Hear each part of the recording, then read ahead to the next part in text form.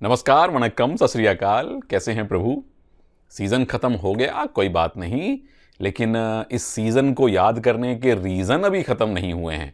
वो रीज़न आते रहेंगे। तो इस एपिसोड में बात करता हूँ डिफेंडिंग चैंपियंस पुनेरी पल्टन की, कि उनका सीज़न कैसा रहा।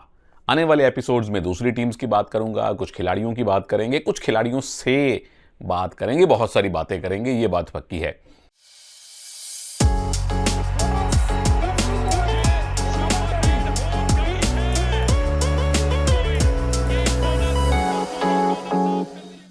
पुनेरी पल्टन 7वीं टीम बन गए हैं भाई, जिसने प्रो कबड्डी जीती हो।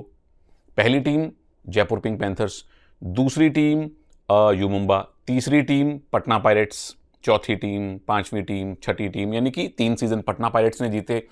फिर बेंगलुरु बुल्स बनी एक्चुअली चौथी टीम, उसके बाद बंगाल वॉरियर्स 5वीं टीम, उसके बाद दबंग दिल्ली छठी टीम, फिर जयपुर ऑलरेडी जीत चुके हैं ये वाले, और ये 7वीं टीम पुनेरी पल्टन जो कि जीती है।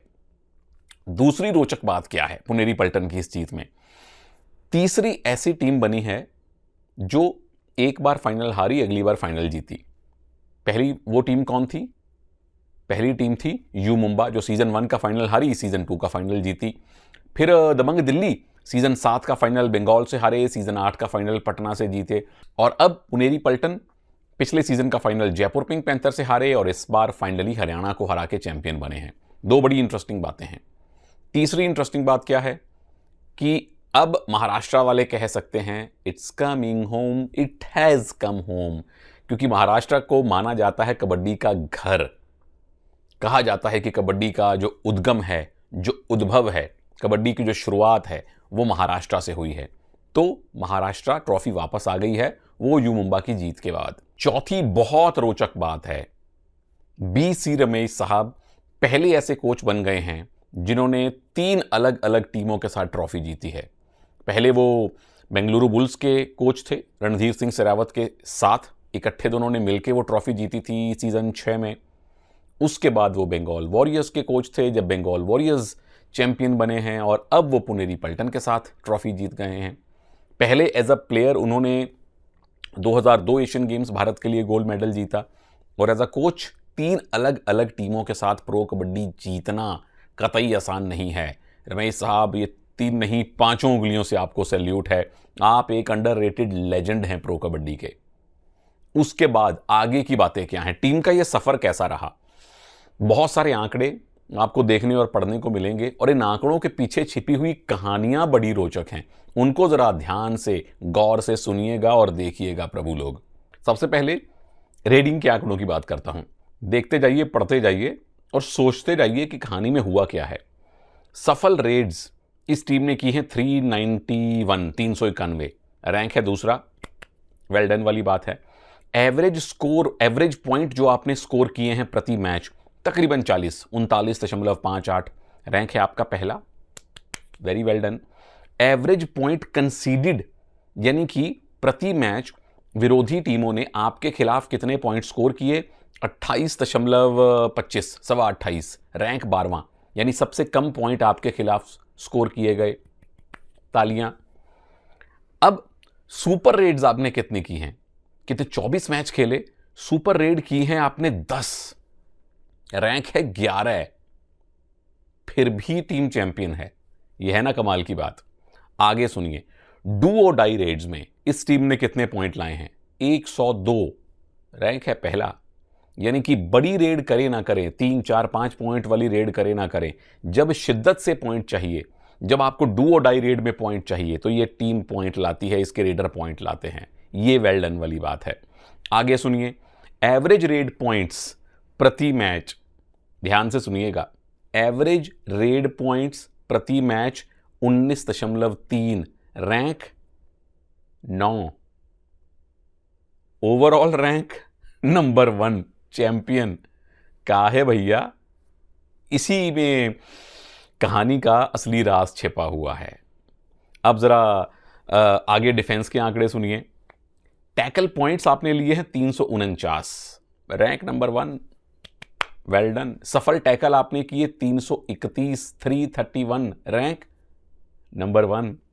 सफल tackle percentage 54%, 54.7 rank number 1। Super tackle आपने कितने किए? 18। रैंक 1 नहीं, 1 के पीछे 0, रैंक नंबर 10। यानी कि बड़ी रेड नहीं की, सुपर रेड्स नहीं की, सुपर टैकल नहीं किए, बहुत कम किए, रिस्क लिया ही नहीं। जब सीधी उंगली से घी निकलता है प्रभु, तो टेढ़ी करने की क्या जरूरत है? सीधी सी तो फिलॉसफी है। आगे कहानी सुनिए। ऑल आउट आपने विरोधी टीमों को कितनी बार दिया? 46 बार, रैंक 1। ऐसे कैसे ऑल आउट दे दिए भाई आपने? प्रति मैच आप 19-20 तो रेड पॉइंट स्कोर कर रहे हो, वहां आपका रैंक है 9 और सबसे ज्यादा बार आपने ऑल आउट दे दिए। क्यों? क्योंकि डिफेंस पॉइंट ला रही थी, भर भर के ला रही थी। उसके बाद ऑल आउट आपके ऊपर कितने हुए? आप खुद कितनी बार ऑल आउट हुए? 24 मैचेस में 14 बार, रैंक 12वां। यानी कि सबसे कम बार पुनेरी पलटन ऑल आउट हुई है। क्यों?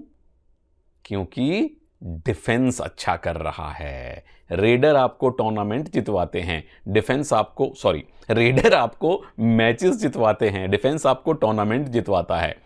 इस कहानी को लेके भी हालांकि मेरी अपनी थ्योरी है, वो मैं अंत में बताऊंगा, लेकिन ये सारे के सारे आंकड़े आपको ये बताने को काफी हैं कि इस टीम ने ज्यादा डिफेंस के बूतेबाजियां मारी हैं। डिफेंस के हीरो कौन? शादलू। चिया ने उनके गांव का नाम है। जहां भी चिया ने पढ़े तो उन्हें बता दीजिए कि चिया ने इनका नाम नहीं है, चिया ने इनके गांव का नाम है। उन्होंने कितने टैकल पॉइंट लिए? 99। 100 टैकल पॉइंट लिए थे नीतीश कुमार ने यूपी के लिए कुछ सीजन पहले, उसके बहुत करीब पहुंच गए। नंबर 1 डिफेंडर वो रहे हैं इस सीजन के। उसके साथ साथ कितने, कोई 11 हाई फाइव लगाए हैं। कमाल कर दिया शादलू ने। शादलू के अतिरिक्त क्या हुआ?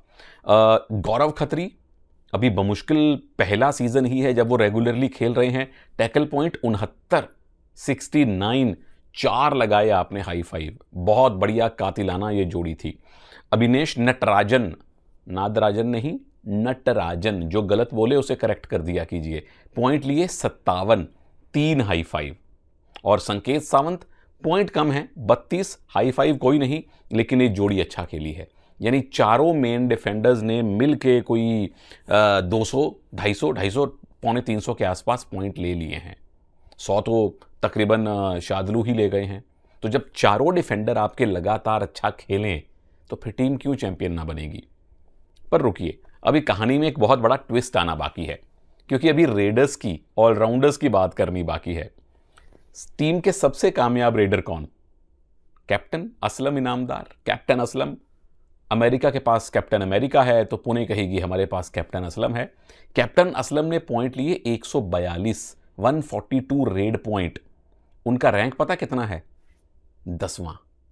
मनिंदर उनसे ऊपर, आशु उनसे ऊपर, अर्जुन उनसे ऊपर, पवन सहरावत उनसे ऊपर, और भी बहुत सारे रेडर उनसे ऊपर। पर सबसे ऊपर टीम किसकी? असलम की। क्यों? क्योंकि उन्होंने 142 रेड पॉइंट के साथ साथ 26 टैकल पॉइंट लिए, 3 सुपर 10 लगाए। ये एक खूबी है। खूबी नंबर 2 क्या है? फाइनल में असलम को कितने, 3 या 4 पॉइंट मिले, 3 रेड में और 1 टैकल में, फिर भी टीम जीती। क्यों?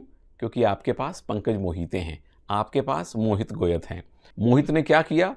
122 रेड पॉइंट लिए, 29 टैकल पॉइंट लिए, कोई हाई फाइव नहीं, कोई सुपर 10 नहीं। पंकज मोहिते फाइनल के स्टार, फाइनल में कितने, 9 रेड पॉइंट लिए थे, ओवरऑल 96 रेड पॉइंट। देखने में लगता है कि बड़ा मामूली सा प्रदर्शन है, पर साथ में 14 टैकल पॉइंट भी लिए हैं पंकज मोहिते ने, 3 सुपर 10 जड़ चुके हैं। फिर स्काई, आकाश शिंदे, उन्होंने 56 रेड पॉइंट लिए, 2 टैकल पॉइंट लिए, 2 सुपर 10 लगाए। अब इन सबके अगर आप रेड पॉइंट इकट्ठे करेंगे, डिवाइड करेंगे तो मज़ा नहीं आता है। लेकिन मज़ा इस बात को लेकर आता है प्रभु लोग कि तीनों रेडर इतने इतने पॉइंट ले आते हैं कि टीम को 15, 20, 25 रेड पॉइंट वाले प्रदर्शन की ज़रूरत नहीं पड़ती है। हालांकि इस पूरे सीज़न में मैंने कई बार कहा है कि किसी एक रेडर को जानबूझ के 20-20 रेड्स दी जाएं ताकि बड़ा सुपर 10, 15-20 वाला भी लगे, ताकि रेडर को कॉन्फिडेंस आए। उसकी ज़रूरत ही नहीं पड़ी। फाइनल में मान लीजिए दबंग दिल्ली होती और आशु नहीं चलते, या अर्जुन देशवाल नहीं चलते किसी बड़े मैच में तो जयपुर पिंक पैंथर्स का क्या होता। अब यहाँ विनय नहीं चले, सिद्धार्थ देसाई बहुत नहीं चले, आए भी लेट थे, तो टीम की हालत थोड़ी सी खराब हुई। यहाँ असलम नहीं चले तो पंकज ने स्टेप अप किया, पंकज नहीं चलते तो मोहित पॉइंट लाते, मोहित नहीं चलते तो संभवतः आकाश शिंदे पॉइंट लाते, आकाश शिंदे नहीं चलते तो संभवतः आदित्य शिंदे पॉइंट लाते, आदित्य शिंदे नहीं चलते तो संभवतः शार्दुल रेड में पॉइंट लेके आते। ये टीम किसी एक रेडर पे निर्भर नहीं रही। ये टीम 4, 5, 6 रेडर्स के साथ खेली है और सिचुएशन के अनुसार उन्होंने 3 रेडर मैच में उतारे हैं। उन तीनों में से 1 या 2 रेडर अपने उस दिन की फॉर्म के अनुसार चले हैं। ये इस टीम की स्टैटिस्टिकली गणितीय समीकरणों के तौर पे, यानी कि आंकड़ों के तौर पे बहुत बड़ी मजबूती है। दूसरी प्रैक्टिकल मजबूती भी है इस टीम की। वो क्या है? मुझे कुछ टाइम मिला था पुनेरी पल्टन के साथ उनका कैंप देखने का, और मेरा कुछ उनसे मैंने उनके लिए काम भी किया है इस सीज़न पुनेरी पल्टन के लिए। तो जब मैं उनके कैंप में गया, वैसे मैंने यूपी का कैंप भी देखा है, दबंग दिल्ली का कैंप भी देखा है, पुनेरी पल्टन के कैंप में एक ये विशेषता थी कि जिस तरह का माहौल मैंने वहाँ देखा था, संकेत सावंत भी वहाँ रेड कर रहे थे और पूरी टीम मज़े ले रही थी, उनको प्रोत्साहित कर रही थी, मजाक कर रही थी, शार्दुल रेड कर रहे थे, अविनेश नटराजन भी रेडिंग की प्रैक्टिस कर रहे थे। तो जो एक माहौल होता है ना, वो माहौल बताता है कि टीम के पीछे की कहानी क्या है। हर खिलाड़ी दूसरे खिलाड़ी की सफलता को देखकर खुश होता है, हर खिलाड़ी दूसरे खिलाड़ी को सफल होता देखना चाहता है। इसलिए वहाँ मैंने उनको नाम दिया था बैंड ऑफ ब्रदर्स, यानी कि ऐसा लगता है कि एक परिवार है। ये इस टीम की सबसे बड़ी मजबूती है। पिछले सीज़न जब मैं किसी एक और खेल की एक और लीग में किसी और भाषा में कमेंट्री कर रहा था, मतलब आईपीएल की पंजाबी कमेंट्री कर रहा था, तो गुजरात की अच्छी परफॉर्मेंस देखकर, सीएसके की अच्छी परफॉर्मेंस देखकर मैंने अपने साथी क्रिकेटर्स से पूछा, कमेंटेटर्स से, कि क्यों ये टीमें जीतती हैं। तो उन्होंने सबसे बड़ा कारण यही बताया था कि टीम का माहौल ऐसा लगता है कि एक परिवार है। वो चीज़ मैंने पुनेरी पल्टन में अपनी आंखों से देखी है। जो टीम एक परिवार की तरह रहती है, एक दूसरे की खुशी में खुश होती है, ये नहीं कि मैंने सुपर 10 लगाना है या मैंने हाई 5 लगाना है, वो टीम हमेशा लंबा जाती है। अब देख लीजिए, कुल मिला के जो आपके 4 रेडर हैं, चारों रेडर्स ने मिला के 8 सुपर 10 लगाए हैं। तो सुपर 10 अगर कुल मिला के 8 लगते हैं पूरे टीम के द्वारा, वहाँ अकेले ऐसे रेडर हैं जिनके नाम 10-10 सुपर 10 हैं, 11-11 सुपर 10 हैं, लेकिन वो इंडिविजुअल परफॉर्मेंस लाजवाब है, उसके लिए भी उन रेडर्स को शाबाशी है। लेकिन इन रेडर्स के टीम वर्क ने पुनेरी पल्टन को जितवाया है, और इसका बहुत बहुत बड़ा श्रेय जाता है बीसी रमेश और टीम मैनेजमेंट को। रमेश साहब, मैं हमेशा कहता हूं, एक अंडररेटेड लेजेंड हैं प्रो कबड्डी के। साथ में उनके अशोक शिंदे काम कर रहे हैं, साथ में उनका मैनेजमेंट काम कर रहा है, जो वाकई में जिन्होंने स्क्रैच से टीम बनाई। 2 सीज़न पहले हमने असलम को थोड़ा सा देखा, आकाश शिंदे, पंकज मोहिते को थोड़ा देखा, और 2 सीज़न में वो टीम के स्टार बन गए, भारत के लिए खेल आए। असलम भारत के लिए खेल के आए हैं, आकाश शिंदे भारत के लिए खेल के आए हैं, मोहित भारत के लिए खेल के आए हैं। साथ में आप महंगे दाम पे लेके आए शार्दुल को, जो ईरान के लिए 2 सिल्वर मेडल लेकर आए हैं। तो ये ओवरऑल मेरे लिए पुनेरी पल्टन का सीज़न रहा। अब पुनेरी पल्टन के इस सीज़न से सीखने को क्या मिलता है, जो मेरी अपनी सीख है, आप अपनी सीख नीचे कमेंट्स में ज़रूर बताइएगा। नंबर 1, पहली सीख, स्पेशलिस्ट होना अच्छी बात है, ऑलराउंडर होना थोड़ी सी विलक्षण बात है। अब आपके पास एक असलम है जो 150 के आसपास रेड पॉइंट लाते हैं, लेकिन 25-30 टैकल पॉइंट भी ले आते हैं, यानी कि तकरीबन 1 टैकल प्रति मैच। अब आपके पास मोहित गोयत हैं जो 125 के आसपास रेड पॉइंट लाते हैं, 30 के आसपास टैकल पॉइंट वो भी ले आते हैं। यानी कि जो 7 खिलाड़ी मैट पे खड़े हैं, उनमें से 6 या 7 ऐसे हैं जो बेहतरीन डिफेंडर है। कई रेडर ऐसा करते हैं कि मैं कॉर्नर के सामने बोनस नहीं करूंगा, मैं इन के सामने बोनस करूंगा। इन पे खड़े हैं असलम, वो भी एंकल होल्ड कर लेंगे, इन पे खड़े हैं मोहित, वो भी एंकल होल्ड कर लेंगे। तो ये टीम की बहुत बड़ी मजबूती है। सीख नंबर 2, जिस टीम की बेंच स्ट्रेंथ जितनी ज़्यादा मजबूत होगी, उस टीम के आगे जाने के उतने ज़्यादा आसार होंगे। ऐसा नहीं है कि अगर आपकी बेंच कमज़ोर है तो आप नहीं जीतेंगे। हमने कई टीम देखी हैं, वही 7 खिलाड़ी लगातार खेलते हैं और टीमें जीती हैं। लेकिन अगर बेंच मजबूत है तो आपके पास विकल्प हैं। एक दिन मान लीजिए मोहित का नहीं है, तो आप तुरंत आकाश को ले आएंगे, आदित्य को ले आएंगे, पंकज को ले आएंगे। मजबूत बेंच स्ट्रेंथ, यानी कि आपके पास प्लान बी, सी, डी, ई, एफ तैयार है। तीसरी सीख मुझे ये मिलती है कि एक खिलाड़ी पे अति निर्भरता ना होना अच्छी बात है। अब ऐसा नहीं है कि एक खिलाड़ी पे टीमों ने सीजन नहीं जीते। प्रदीप नरवाल ने अकेले ने सीजन 4 और 5 जितवाया है, थोड़ा थोड़ा उनको सपोर्ट मिलता रहा मोनू गोयत से और बाकी साथियों से। पवन सहरावत ने बहुत हद तक अकेले दम पर बेंगलुरु बुल्स को जितवाया, रोहित का बड़ा अच्छा सपोर्ट मिला, वो अच्छी बात है, पर स्ट्राइक रेडर अकेले उसमें पवन थे। नवीन कुमार ने दिल्ली के साथ अच्छा काम किया है, मनिंदर ने बंगाल के साथ अच्छा काम किया है। उसके बाद जयपुर पिंक पैंथर्स की हमने सेम कहानी देखी है, अर्जुन साथ में थे, अजीत। लेकिन यहां कोई एक स्ट्राइक रेडर नहीं है। टीम एक रेडर के लिए रणनीति नहीं बना सकती। टीम असलम के लिए रणनीति बनाएगी तो 5 और बैठे हैं उसकी जगह लेने के लिए। तो एक खिलाड़ी पे अगर निर्भरता कम है या नहीं है तो ये बहुत बड़ी आपके लिए चुनौती है, विरोधियों के लिए चुनौती है, आपकी मजबूती है ये।